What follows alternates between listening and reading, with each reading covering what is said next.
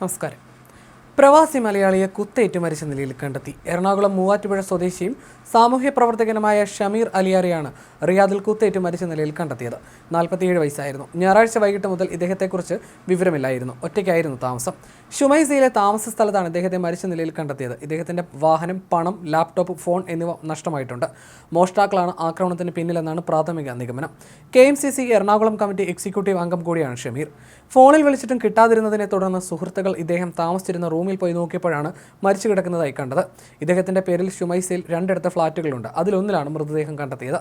Police എത്തി മൃതദേഹം Shumaisi ആശുപത്രി മോർച്ചറിയിലേക്ക് മാറ്റി. ആരാണ് ആക്രമിച്ചതിനെ സംബന്ധിച്ച് ഒന്നും വ്യക്തമായിട്ടില്ല. പോലീസ് കേസെടുത്ത് അന്വേഷണം നടത്തുകയാണ്. പോസ്റ്റ്മോർട്ടം അടുത്ത ദിവസം നടക്കുമെന്ന് സാമൂഹ്യ പ്രവർത്തകൻ സിദ്ദിഖ് തൂവൂർ അറിയിച്ചു.